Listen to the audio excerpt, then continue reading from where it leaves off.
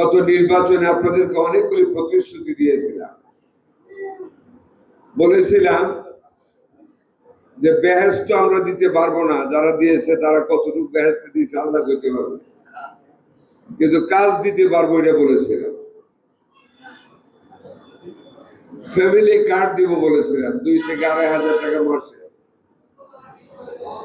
ইনশাল্লাহ আপনারা জানেন আমরা ঢাকাতে 3টা বস্তিতে দুস্থ গরিবদের মধ্যে 39,000 ফ্যামিলি কার্ড আমরা বিতরণ করেছি। মাননীয় প্রধানমন্ত্রী তা উদ্বোধন করেছেন।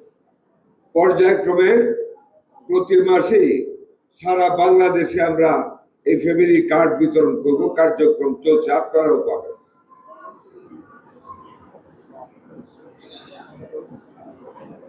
আগামী মাসের ভিতরে আপনাদেরকে আমরা ফার্মার্স কার্ডও দিয়ে দেবো ইনশাআল্লাহ।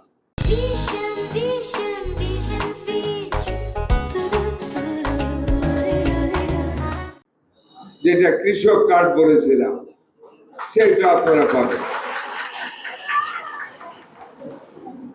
জুন মাসের মধ্যে, এটা মার্চ, এপ্রিল, মে, জুন, আর 3 মাসের ভিতরে আপনাদেরকে হেলথ কার্ড প্রদান করা হবে, যে কার্ড একেবারে বিজ্ঞানসম্মত একটি ডিজিটাল কার্ড, যার ভিতরে আপনার শরীরে কি কি জিন আছে সেইখান থেকে শুরু করে কোথায় কোন ডাক্তার দেখাইছেন সমস্ত রেকর্ড থাকবে।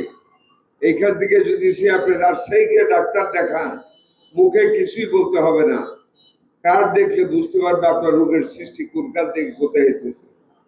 সেই কার্ড আপনাদেরকে আমরা দেব।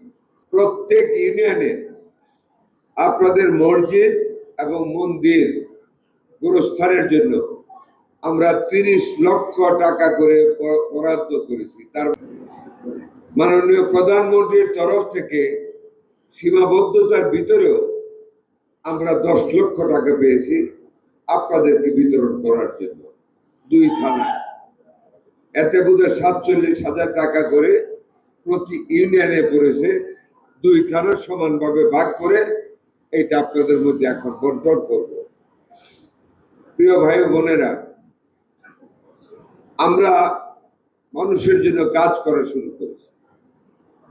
আপনারা সহযোগিতা করলে আমরা দুর্নীতি মুক্ত, মাদক মুক্ত একটা সুন্দর বেলাবো মনোহর উপহার দিব ইনশাআল্লাহ।